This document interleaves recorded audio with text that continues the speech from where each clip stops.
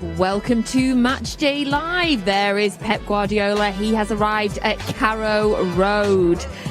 Now, Norwich have lost 8 of their last 12 Premier League games against City, conceding 41 goals in those meetings. They've lost both of their last 2 games against us by a 5-0 scoreline. Now, City have lost just 1 of their last 36 Premier League games against sides that start the day in the relegation zone, though that one loss came against Norwich back in 2019. And there's Phil Foden. The players are arriving in about a minute and a half. I will have the all-important team news for you. This is the first place to get your team news. Thank you so much for joining us today. Welcome everybody to Matchday Live. My name is Natalie Pike and I am joined in the studio today by 2 of my absolute favourite City players of all time. Don't tell the rest of them that come on the show, please. It can be our secret. It is, of course, Sean Gota and Andy Morrison.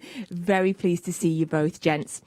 We have a very busy show today as we look forward to the 5:30 kickoff against Norwich. So coming up on Matchday Live today, so we are going to be talking Carlos Tevez. Of course we are. There he is. Now, the wonderful Pablo Zabaleta, he's in Argentina. And Kevin De Bruyne is exploring Mental Health Week. And of course, we'll be looking ahead to the Champions League with Zabaleta. So, very exciting. We have the team news available for you any second. This is the first place to get your all-important team news for City. So I can tell you that there are 5 changes to the team that beat Brentford midweek. 5 changes. The starting 11. And we're counting down. We're bringing you as soon as we're allowed. And there we go. The starting 11 for today's game. In goal, it's Ederson. And then it's Walker, Diaz, Ake and Zinchenko. Fernandinho, who is of course captain, Gundogan, Silva, Mahrez, Foden and Sterling.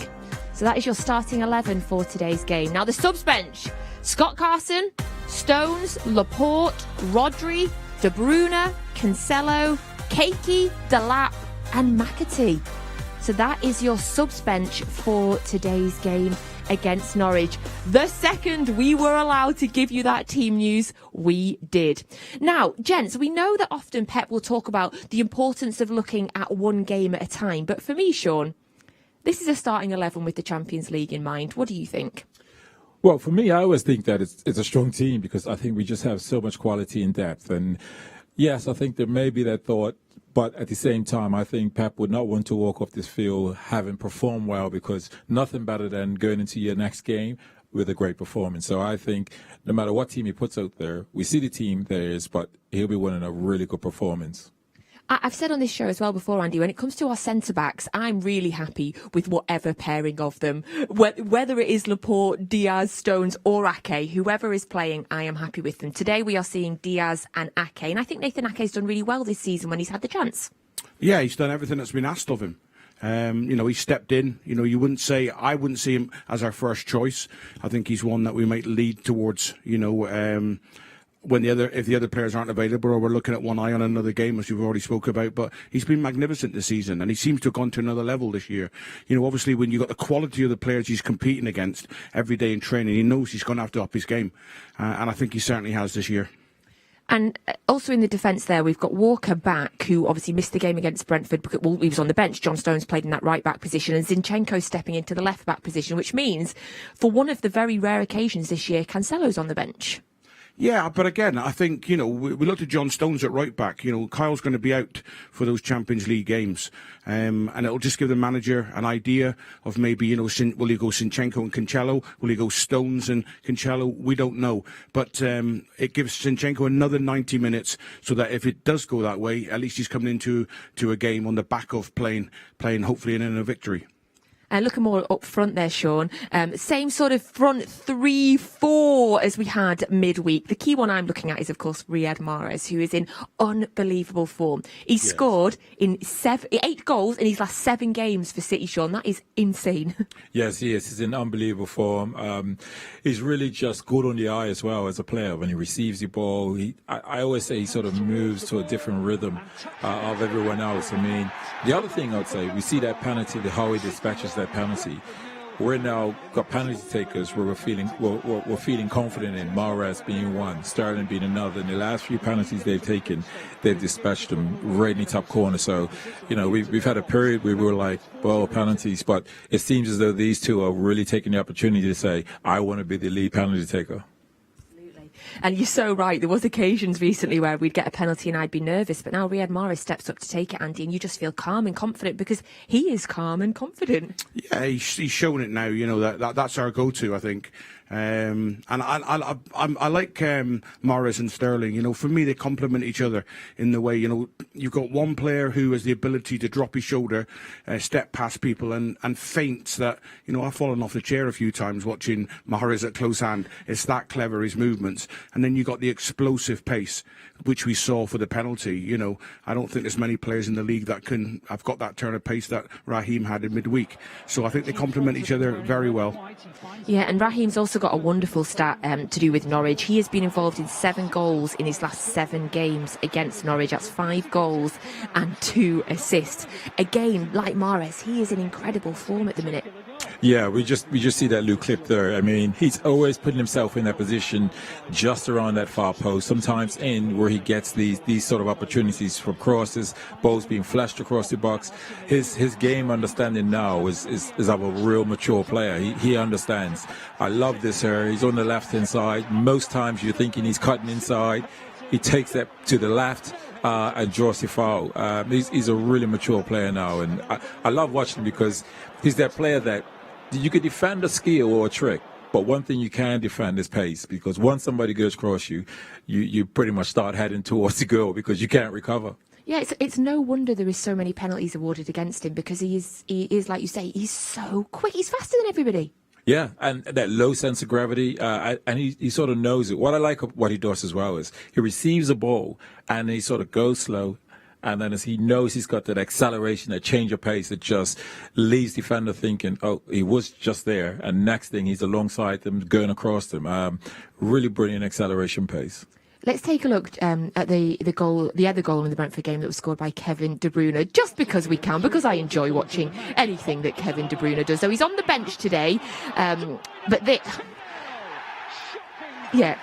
Sterling's pouncing in on that mistake there, Andy, but it's a great finish there from Kevin. It's instinctive, when it can go wrong. It looks a comfy finish, but he's done what he's been asked of him. And we spoke about this in the week. When you're playing against Manchester City, you're coming up against a top team, and every player's going to have to be at the very height of their game. And the last thing you want to do is invite things on. And Brentford, for both goals, invited the pressure on. The penalty came from a turnover of possession, and that's another side of the game that City again don't always get credit for. The press, the organisation, the discipline that comes, creates them opportunities. And it was a great finish.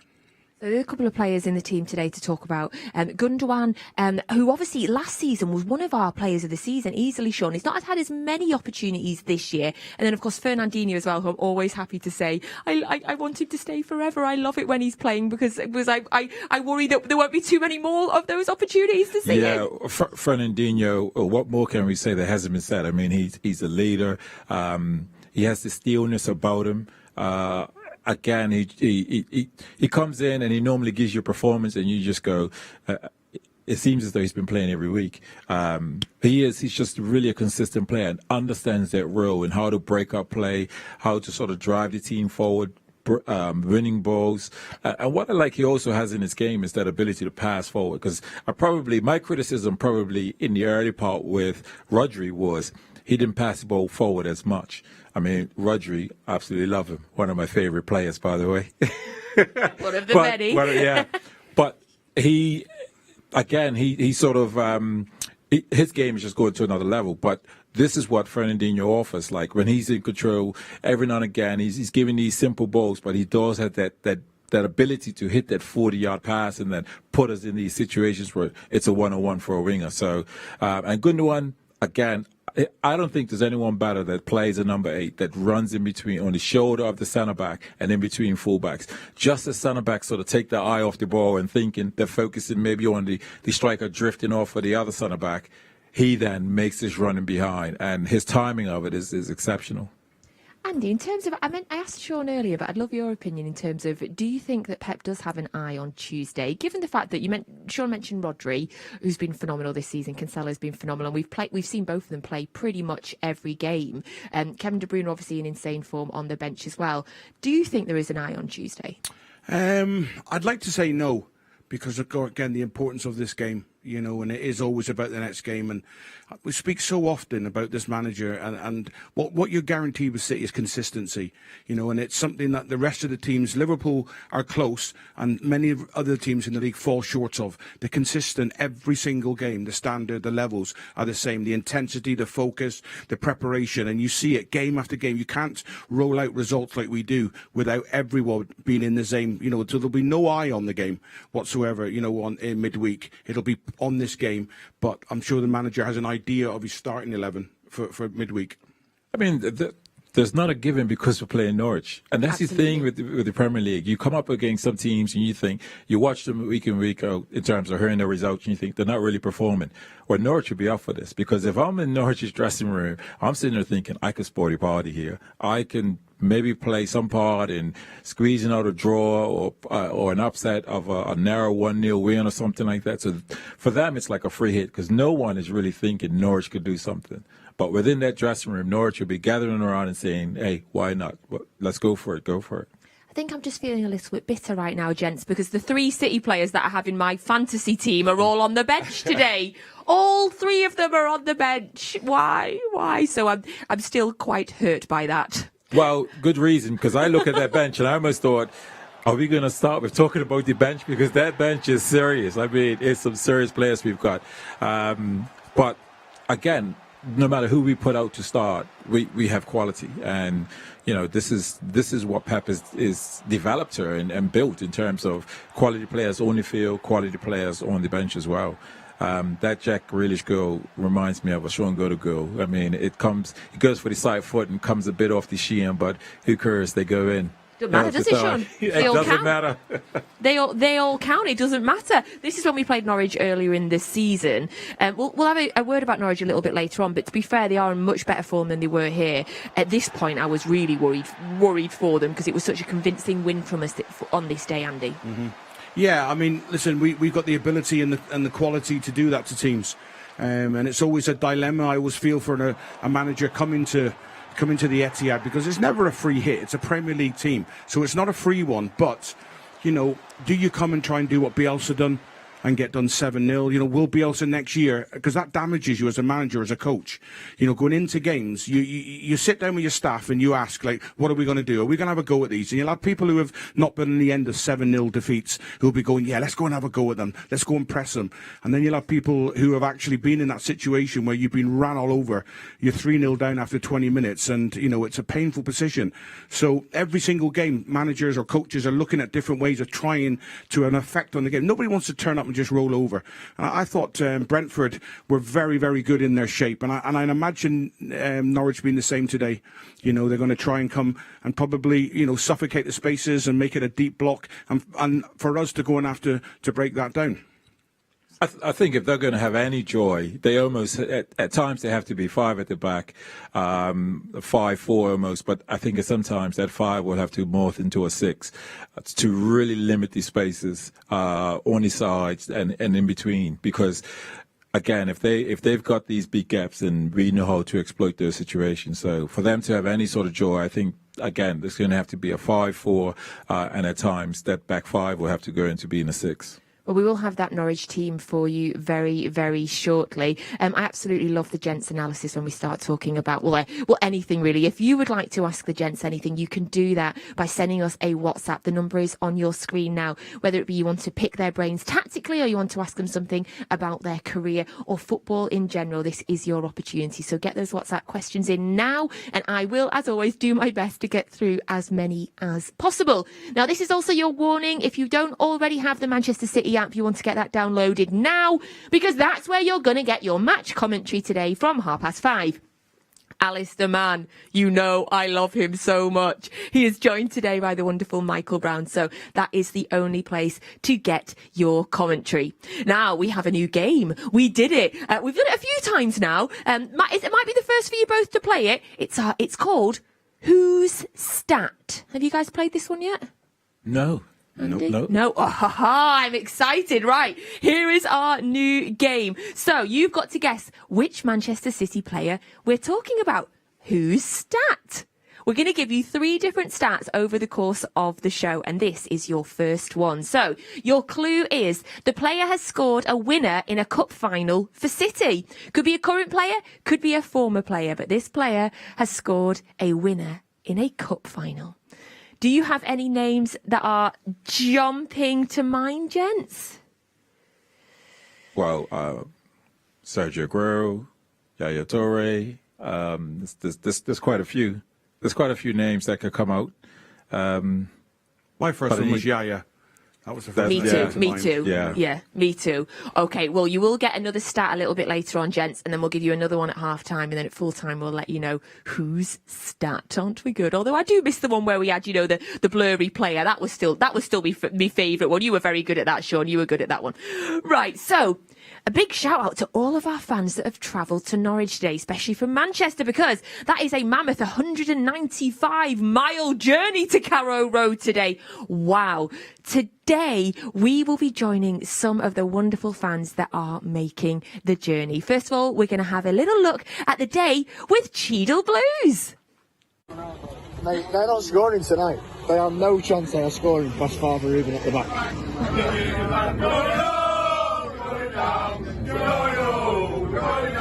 This is what we do. We have run coaches to every home game and also every away game. This is a particularly long one, and we're looking forward to it.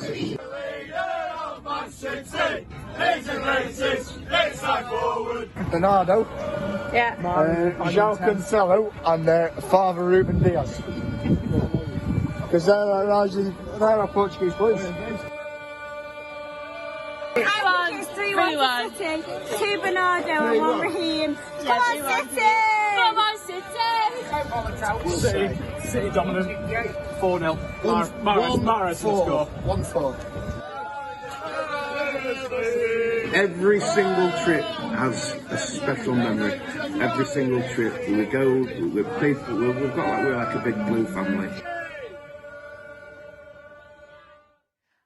So that is Cheadle Blues who are on a day out to Norwich, and I'm watching that in awe because in Manchester currently it's absolutely and utterly freezing. It looked like they were in a foreign country there, gents. I mean, Sean, you'll testify for me that it's freezing here today, right? It is. It's cold. I can tell you, it is cold. But they look really good. Them celebrating, having the songs going along, making the journey really good. Cheadle Blues. Have you ever been there? I have, and it looks like I'm going to have to get on one of those trips and one of those away games. That looks really good atmosphere. There you go, Cheadle Blues. When you watch this back, Sean Goat has just invited himself onto one of your trips. I bet they're absolutely thrilled by that. We will be hearing from the Cheadle Blues again a little bit later on as they take us through their day and their trip to Norwich. Have a wonderful time, everybody that is in Norwich today. Now, we do have that Norwich starting 11 for you now. So here is your team news for Norwich. So in goal for Norwich it is Angus Gunn. And then it's Aarons, Hanley, Gibson, Williams, Gilmore, Lees-Malou, McLean, Sargent, Rashika and Pookie. That is your starting 11 for Norwich today. On your subs bench, it's McGovern, Byram, Zimmerman, Giannalis, Anton Sen-Norman, Placenta, Dowell, Zolis and Rowe. That is your bench for Norwich today. So that is your all-important team news. So you have both the starting 11s for today's games. Now, gents, a little bit of a word about Norwich. I mentioned a little bit earlier, when we played them at the start of the season, they were in awful form, to be fair, and I was worried for them. Dean Smith has come in, though, and things seem to be turning around a bit. Much better form from Norwich in recent games, Andy. Yeah, there is. I mean, 7 points from the last 9. And momentum coming into this game. You know, when there's a scrap going on at the bottom, and it's between 4 or 5 clubs, and, you know, every game is huge, and they'll see this as I still think they'll see this as a free hit, you know, and if we could get a point from this game, that's how they'll be thinking about it. And yeah, they're in good form. It's never an easy place to go. But I still have to, you know, when I look at our strength and our bench, I still feel as though we'll have far too much for them. Dean Smith is actually looking to become the first Norwich manager to go unbeaten in 4 Premier League games since Chris Horton back in 2013, Sean. Yes, well, obviously he's trying to bring some, for them to be a bit more solid, difficult to beat. You know, a couple of names jump out at me when I look at Norwich. Aarons was a player actually that quite a few clubs were really interested in, but I think defensively they've just not been wow. So they need to figure that out. Gilmore as well, midfielder. He was at Chelsea, really good on the ball. So they're a bit of a mixed match in terms of how they are. Pukki seems to be a good finisher, but probably isn't getting as many chances as he'd like to be putting them away.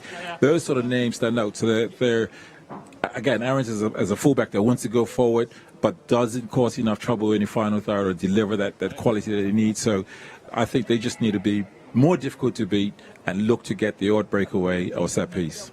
Billy Gilmore was the first name that jumped out for me, Sean, and Andy, because obviously he's Scottish, so fellow Scot. He had that phenomenal game against England in the Euros, and then wasn't able to play in the next game. But I like to keep an eye on him because obviously of his Scottish roots. Have you watched him much this year? No, I've not seen a great deal, but when he has played, you know, you see what he is. He's a ball player. He wants to get on the ball. He wants to play. He wants to move it around, you know. And for somebody, I think he's only maybe 5'7", 5'8".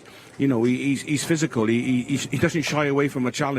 You know, with Hanley in there as well, McLean. You know, there's a scattering of Scottish players, and you know, something that I'll be looking at. But you know, we're looking at the shape and trying to guess what they'll go with, and if it's a 4-3-3 or a 4-5-1 out of possession. But I don't think it means a lot against Manchester City. It will do that, but you know, if you look at the heat maps in a game, if we were to look at the game in the midweek with Brentford, they played a 5-3-2, but when we go back to our time of playing a 4-4-2, your two strikers were basically maybe a couple of yards inside their own half or on the halfway line. The two strikers in midweek were literally 15 to 20 yards outside their box.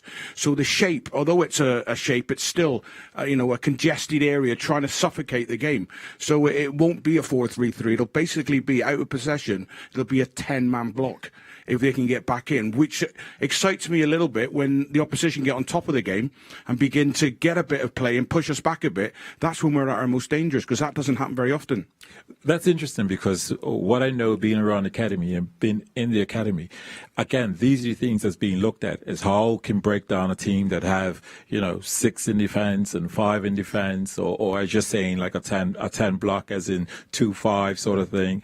They're looking at how they can find the holes in the gaps, and you know, Pep is able to do that. He's that good a manager. He looks at teams and figures out how can we get around them, how can we play through them, or how can we play over them. And again, we have the quality of players that can execute those things as well. I enjoy both your snippets so much, and I'm sure you all do at home as well. Andy, I'd love to get your kind of thoughts about Dean Smith based on your own obviously managerial career that you've had. Obviously, you got sacked from Aston Villa. Yeah. A week later, you went to Norwich. So part of me thinks that's incredible from Norwich to jump on the opportunity to get in. But also, what would it be like to go from one job to another so quickly? I thought that, Nat, when it happened, but then, you know, I found out afterwards afterwards that when he finished at Walsall, within a week he was at Brentford. Finished at Brentford, within sort of 10 days he was at Villa. So he's not somebody that needs to step away and, refresh, look at things, reinvent himself and come again. He has his way of doing things. He knows how he wants to play. And he was always possession-based at Brentford and at Walsall. That's what caught the eyes of, a lot of clubs because of the way he wanted to play. Obviously, when the further you get up the pyramid, the more difficult that is because you're coming up against equally good teams. But he's solid, he's organised. There's an energy there that comes with a new manager come in, a new voice. And what players do is they wake up. You get this reaction from a new manager. But for me, it's not the manager, it's the players. The players are switched back on again. They're back in the zone. They're back in it. They're at it again. And they bring their attention back to everything that they do. And then it peters away. The skill is, once you've got their attention, is keeping it high. And at the minute, they seem to be in a good run of form. It's so interesting because when you look, obviously, Aston Villa, it's similar, getting Steven Gerrard in the form that they've gone in and the effect that he's had on Norwich as well. It is all really interesting. I want to get a word from you, Sean, about Timo Pukki. You mentioned him a little bit earlier. Midweek, he scored the Premier League's fastest goal this season, 38 seconds. So we're going to need to be switched on at the start of this game. Without a doubt. Yeah, I mean, again, for me, I think he's one of those, if he gets 2 or 3 chances, he'll put one away. Because because of Norwich's form, they're not been able to produce that amount of chances. And this is what he needs because he's got that pace, he's got an eye for goal. He's probably getting a chance and a half a chance and another. So he's a player that, if he gets himself 2 or 3 chances, certainly if he's able to get 2 or 3 chances each half, then that'll be absolutely brilliant because then he'll look to put him away from Norwich's point of view. But again, I do like him because he's a player that has pace and can threaten him behind. But saying that him playing against City, the way City operate, it just takes it right out of the game because how we dominate the game, we suffocate it in terms of when we have the pressure on, we instantly win it back. So he's going to have a tough game today. You mentioned chances as well. Norwich have scored 6 goals in their last 3 Premier League games, Andy, as many as they had in the previous 15. However, I'm going to add a caveat to that as well. They've had 6 chances and they've scored 6 goals. That form obviously is incredible, but it can't carry on, surely. Well, I hope it doesn't. No, it can't. It can't. Surely not. It can't. Them stats are incredible. And again, we always talk, there's 24, 25 shots on average Manchester City having it in a game of football. And with that, there's maybe 10, 11 good chances. If you're taking 2 or 3 of them, we're winning games comfy. So it's always ratio to execution to the opportunities you get, and at the minute they're ruthless. So we've just got to make sure we don't give them any opportunities. Absolutely. Thank you so much, gents. I always fully enjoy it. So we've got our fans from the Cheadle branch. They are in Norwich. We're going to have a look now and see what are they up to? Who are they chatting at? Where are you now? Hi there, so it's Luke here from Feed the Goat. Just looking at the Norwich game, the preview lineups. So there's a little bit of a few changes. Obviously, Cancelo coming out for Zinchenko. I think a lot of the changes are in line with what's going on with midweek. Just kind of a few little changes here and there. Ake coming back in. I think that's more with the Champions League in mind midweek against Lisbon. But pretty confident with the lineup still. Obviously, Fernandinho. Fernandinho coming in for Rodri. Particularly tight one, but 3-1 win. 3-1 win. Oh, gosh, it just looks like they're all having such a brilliant time down at Carrow Road, and there's Fernandinho there now. Oh, I just love the man, Andy. What a servant he's been to this club. Been fantastic. I've championed him from the minute he came to the club. Always spoke highly of him. I saw the qualities early on and gone on to do everything that he could have ever probably dreamt of doing. And what he's given is also, Rodri coming in, I think, and working with him over the last couple of seasons. What he will have learnt from him will be totally invaluable. And, I think in holding midfielders, you go to Busquets, you go to Kante, Fernandinho was up there in that same bracket. And now Rodri has stepped up over the last 18 months.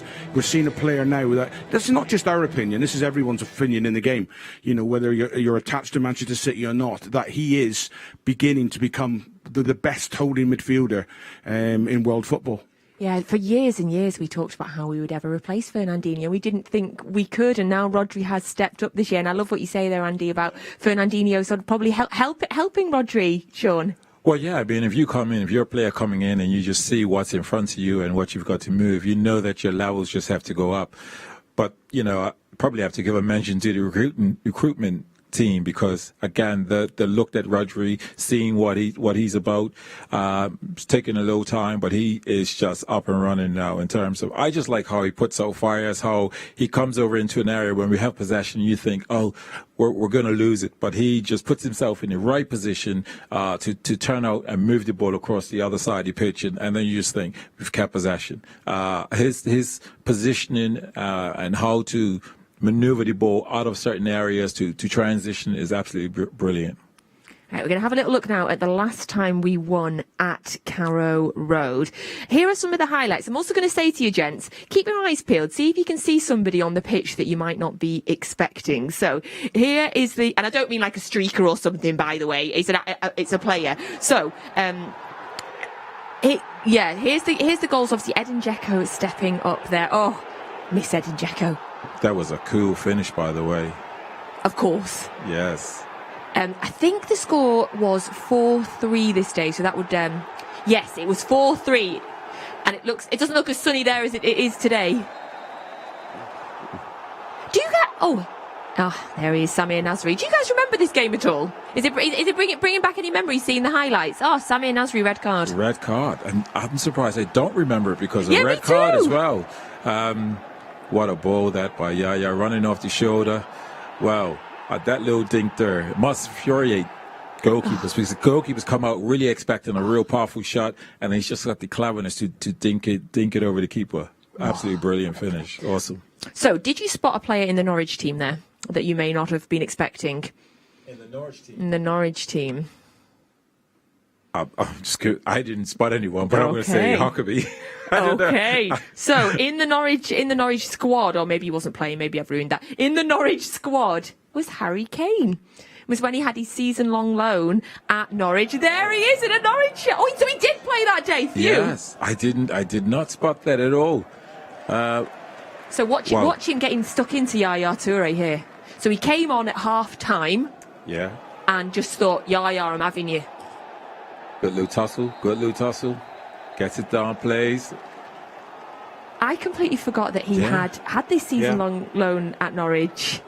And I suppose that we should have expected great things from him if he had the sort of the bottle to go up against Yaya, Andy. He's gone on to do well, hasn't he? Since just a bit.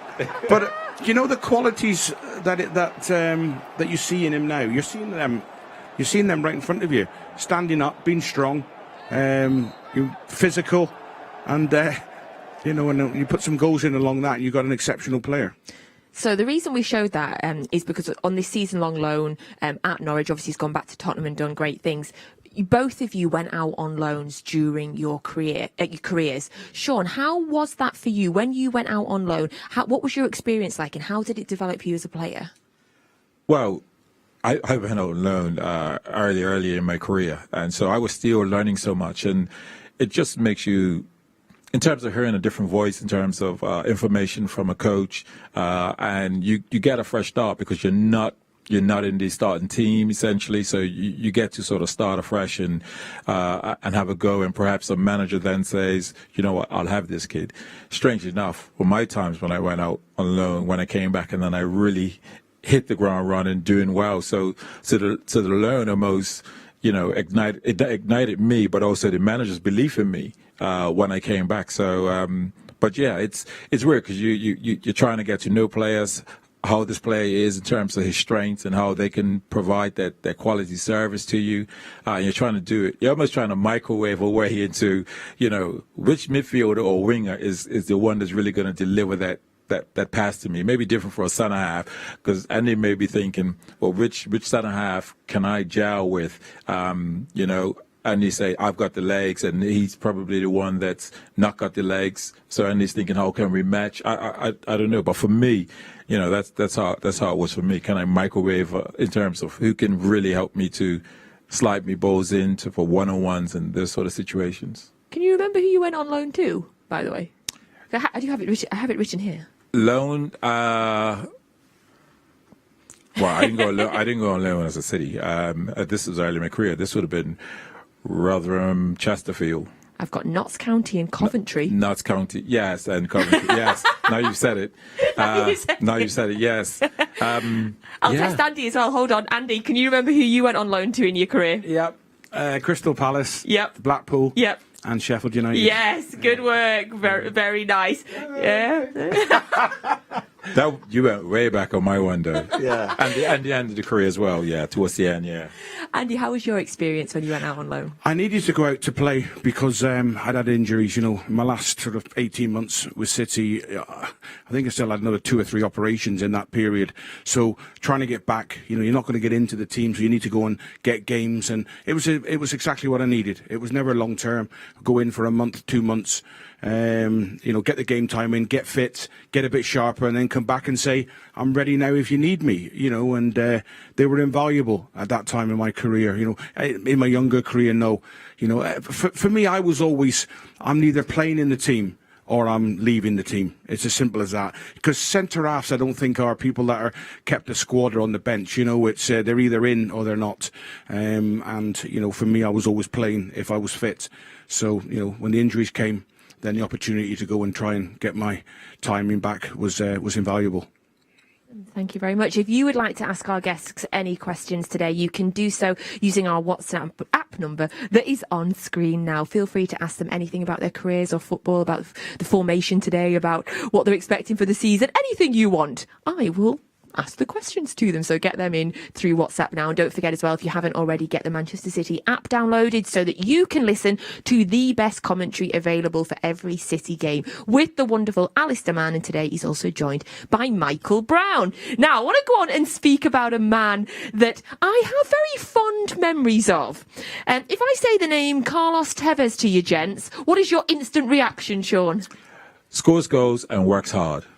Yes. Andy? An absolute warrior, a proper man, and I loved him. I loved Tevez. I thought he brought so much to this football club at the time. Belief, raised the levels, and he was a ferocious competitor. Simple as that. And that's what I look for in a lot of players. Yes, we love our talented players, but heart, desire, and there's a steeliness about the Argentinians. I never got a chance to work with any of them, but everyone, Zabaleta, Aguero, Otamendi, they're all tough lads, and it's the nature of where they come from. I think they're suited well to the Premier League, and I'd love to have worked with them because every time I watch them, especially even Sergio, Sergio don't stay down for no one. He would not be bullied on a football pitch, and God, I can feel my stomach going. I love that, and that's so important. Every team need that. It's something that I feel so passionate about, that the need for warriors and men in your football team. The success at the end of the season will reflect your quality, but also the amount of courage and men you have in your team. That's me said enough. I can feel the passion coming out in your voice, but also that was you as a player, Andy. That you're what you love, what you're describing there in them is what we see in you. But yes, I loved Carlos Tevez very much as well. And in fact, to the point where I think he was a bit underrated. I think we forget. I mean, he played 148 games for City, and in that he scored 73 goals. Incredible. That's an insane rate. Yeah. Now, the reason I bring him up today, Sean, is because he scored a hat-trick against Norwich. So it's just a nice, convenient time to chat about Carlos Tevez. We're going to have a look at that hat-trick that he scored. Sean, will you have a look at some of these goals and just kind of describe to us as best you can the skill that Carlos Tevez had? Well, I can't describe that because I didn't score anything like that. That's an absolute screamer. And, this is what you got from the Argentines. These guys are world class. To be able to, again, strike a ball like that. This is the quality they possess. You see Sergio do it at times. They're just talented players.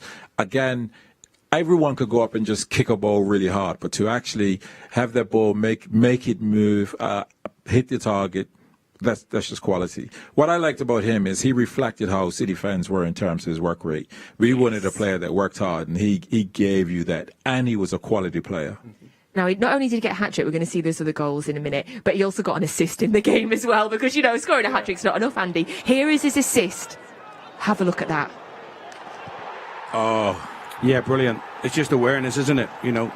Telepathic between the pair of them. The timing and I think it just bounces on the half volley, which always generates the most power. And yeah, fabulous. Fabulous. Oh, I would so love to go back and rewatch this time, while knowing what was going to come and to just enjoy this football. Oh, I love watching it back. Right, we're going to have a look at the rest of these other 2 goals that he got in the hat-trick that day. Right, Sean, let's have a look at this one. So, Andy, what's the defender done here? He's just under his back pass. to be perfectly honest, I don't think he's quite aware of it. But again, great instinct from expecting that one to be short, and then great composure there as well. So that was his hat-trick. That was his 3rd hat-trick. Now, this is his golfing celebration. We're quite comfortable talking about this now because we know that the story ended well. But can you remember why he does that celebration, Sean? Yeah, I think at the time, it all started initially with him. I think him being asked to warm up very late in the game, decided not to. In the end, he's away from the club for a period of time and doing a bit of golfing. So when he's come back, he scored those goals, and I think it was a brilliant celebration because it got everybody talking, but more importantly, about the things that he can do, scoring hat-tricks and just absolutely destroying teams. That was exactly. He refused to warm up for Mancini and went off on gardening leave, played a bit of golf, came back. We all forgave him because he played a key, unbelievable role in us winning the Premier League. You can't stay mad at a player like that. I mean, again, his work rate. That goal, I think one of the goals we saw there where he's chasing down the defender and the back pass is under hit. There are players that already know I'm maybe 2 yards behind the defender. I'm not going to get it. I can give up. But he keeps going and says, well, I'm going to even, pressure the goalkeeper and perhaps make him force an error with his clearance. But it's a short back pass. He wins it and then scores the goal. Awesome stuff. Can I just come to his defence a little bit? I thought he got a little bit of I was a big fan of his, and I thought he got a bit of bad publicity around that. But I get why it happened, and I understand it. He was asked to warm up 3 times. The first 2 times he was asked to warm up, he wasn't put on the pitch, and other players who he felt, I think they actually might have put a midfielder on up front on the game, and he took it really personal. And then when he was asked to warm up for the 3rd time, he refused. So there was a story behind it. It wasn't just I'm not playing. He was hurting bad at that time and made the wrong decision and was punished for it. But there's always a little bit more to it than just to be thinking that a player refused to warm up. It wasn't quite like that. Absolutely, I like that. Thank you. Have a look at these stats, everybody. Tevez versus Aguero. I mean, look at these insane stats between them. The amount of goals scored, the amount of trophies won. They've both had the Premier League Golden Boot. They've had, they've both been involved in trophies for City. Oh, gosh. Absolutely adore them both. So that is 2 Argentinians. And there's another Argentinian that I also absolutely love. I bet you can guess who it is.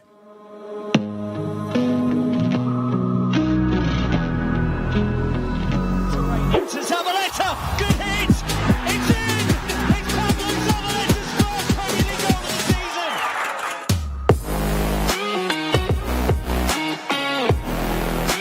Champions for 2013-2014. Of course it is Pablo Zabaleta. Wow, what a man. Well, he and the Premier League trophy, what a combination, by the way. They played a special visit last week to Buenos Aires in Argentina. They visited a citizens giving project in La Cava, and it was supported by Puma and Xylem and inspired by the beautiful away kit that I am wearing and that you will have seen us in this season. Now, La Cava is a community that faces many challenges, and young leaders are using the power of football to help give local children a safe space to play and to educate them on water issues. Zaba took part in a Q&A with young leaders. He played football-based water education games. He learnt about the hand-washing situations in stations installed by Xylem at the pitch. And he even taught local kids some typical Mancunian phrases and had fun in goals with the kids taking penalties against him. So, what a man, what an incredible project. Citizens Giving is doing some phenomenal work all around the world, and we're so incredibly proud of them. So let's have a little look at this video now to find out what he got up to. Come on, City. Hi everyone, we are here celebrating Citizen Giving Project in Buenos Aires. This project uses football to teach kids about water. Mi nombre es César Barreiro, soy joven líder del proyecto del City en Barrio La Cava. Vivo en Villa La Cava prácticamente desde que nací. El proyecto se basa en los cuidados del agua y la higiene de los chicos. Para esto usamos el fútbol como herramienta o la manzanita para que vengan y ahí ya les enseñamos cómo lavarse las manos, cómo cepillarse los dientes, cómo que tienen que bañarse y todas esas cosas que es importante para la salud.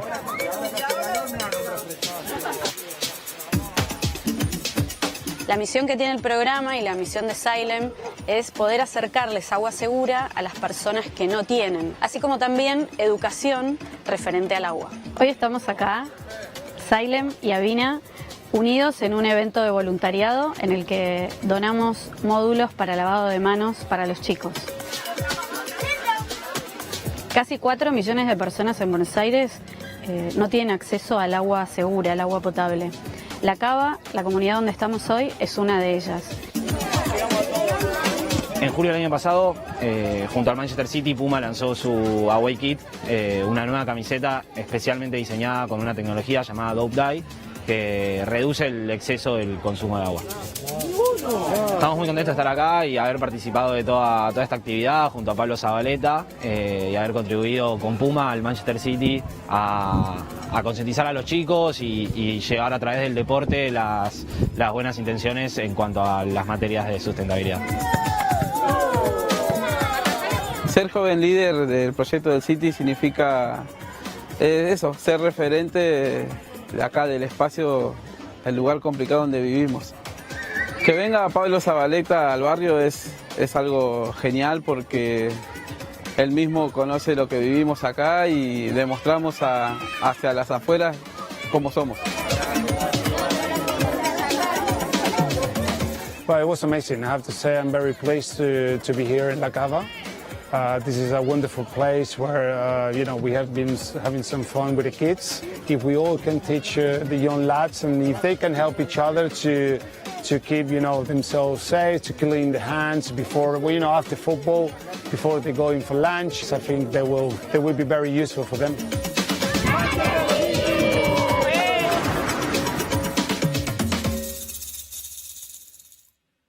Oh, I absolutely loved that. What a man. What an incredible project. Really, truly inspirational work. And it's just all part of this wonderful, unique collaboration between Puma, Citizens Giving and Xylem. And they're supporting football and safe water projects around the world. We're incredibly proud of everything that they are doing.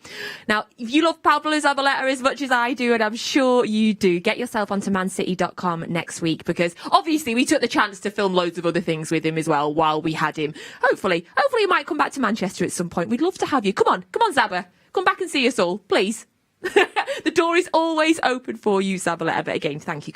Incredible work that is taking place on Citizens Giving. Thank you so much. Right, gents, it is time for us to do a game. You know, my favourite part of this show is always when we get you guys doing like some sort of random game. Today, I'd like you to play with me Strictly Come Celebrating.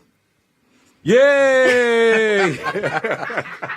So, in honour of Carlos's Tevez golf celebration when he got that hat-trick against Norwich, we're going to have a look back at some of our favourite City goal celebrations. What we're going to ask you to do is, in Strictly Come Dancing style, give your mark out of 10, write it on the scoreboard, and then at the end of it, we'll turn it round. I'm sure you both watched Strictly Come Dancing, so you know what I'm talking about. And you'll give your scores, and then we'll decide what was the best celebration at the end of it. And there is some, you're going to love this. There's some really cracking celebrations. Right, the first one is Sergio Aguero against Liverpool. So, gents, have a look at this. Have a look at the celebration. What a goal, by the way. What a goal. Right, marks for passion, originality, aggression, Andy. What do you make of that, the passion in that celebration? Right, scores, gents, get them written down. Straight over to the Blues in the corner. I love it. Okay. flipping over There's here. his trademark. My screen's gone off. There he is. Well, I give mine. Okay. Sean, what are you first? What do you give it? I'm giving that a 7. I've been there where the passion gets a hold of you. Okay. The passion gets a hold of you, and it's like nothing can stop you. You're kicking everything. Goal posts, corner flags. You're just, yes. So I understand that. 7. Andy, what are you giving him? I'm giving a 9. I can't turn it around because my screen's gone blank.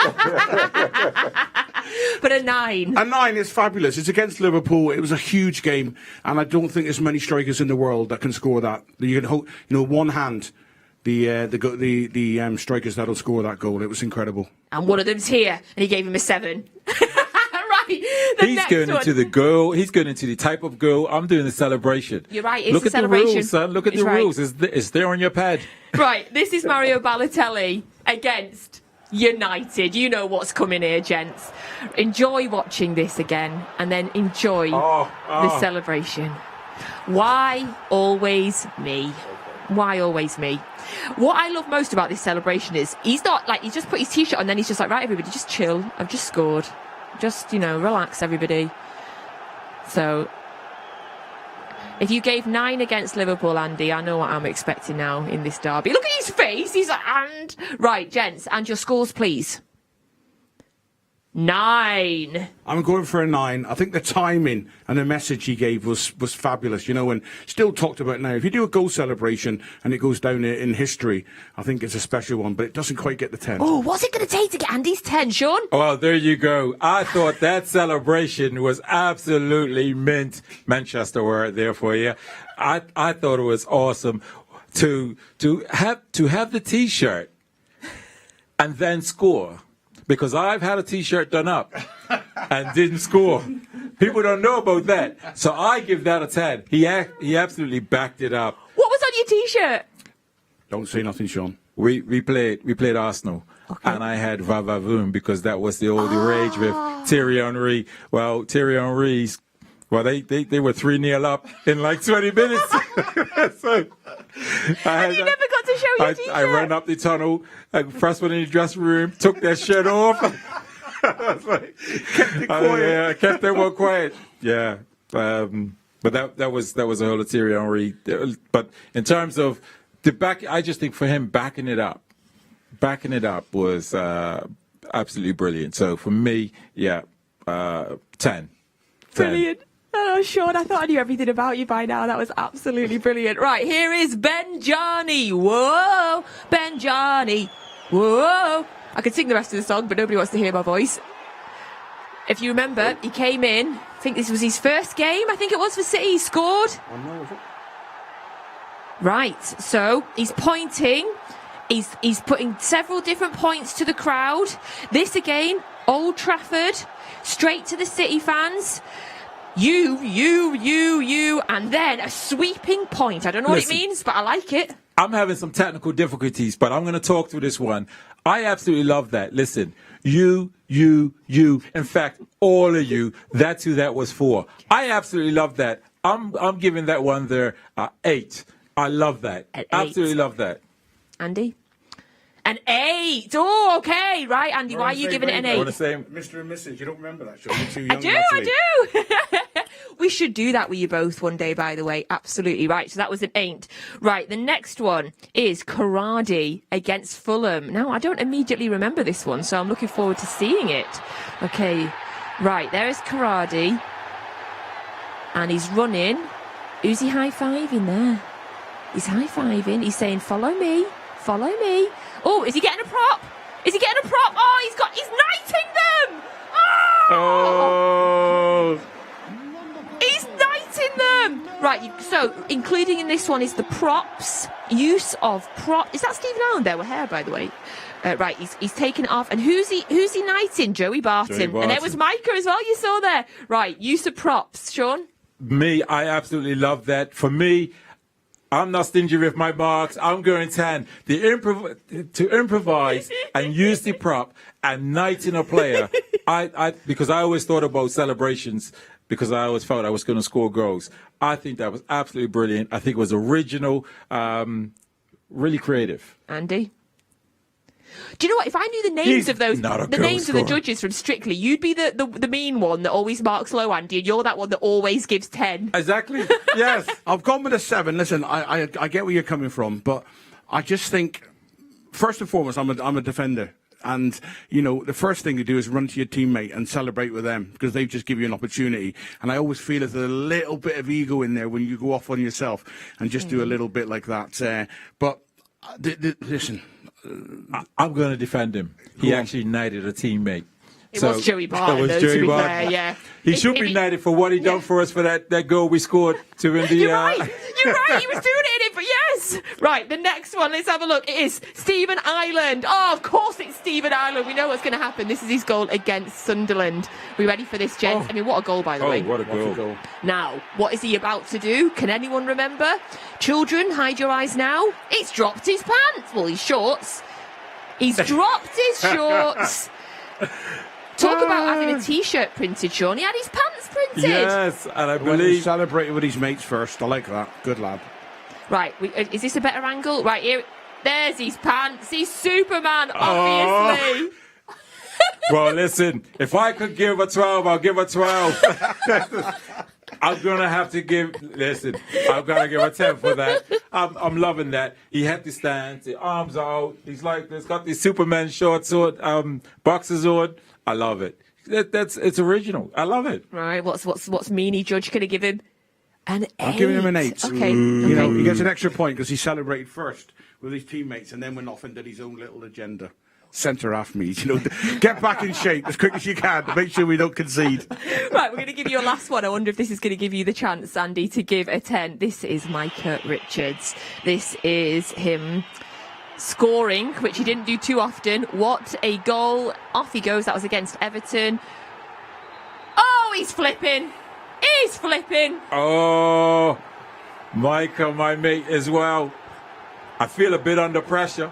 Because Michael be hitting me up and saying, how you don't give me top marks? You can't give everybody 10. Oh, and he's having a dance. Okay. He's got 10 for me. He's got 10 for me. He's got 10. I like the dance. A bit of a flip. I can't do all that flip stuff. The cartwheel.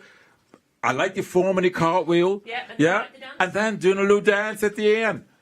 Michael, Andy? you pulled it out there. Oh, Andy Morrison.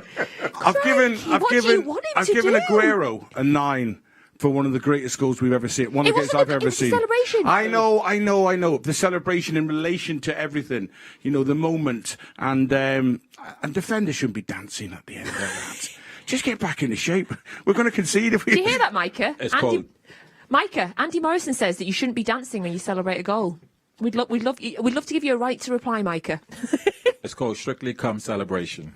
Thank you. Right, the teams are in the tunnel. As much as we would like to try and find a celebration that Andy Morrison would give a 10, the game is about to start. So before we hand over to the wonderful commentary from Alistair Mann, gents, can you give us your final prediction, Sean?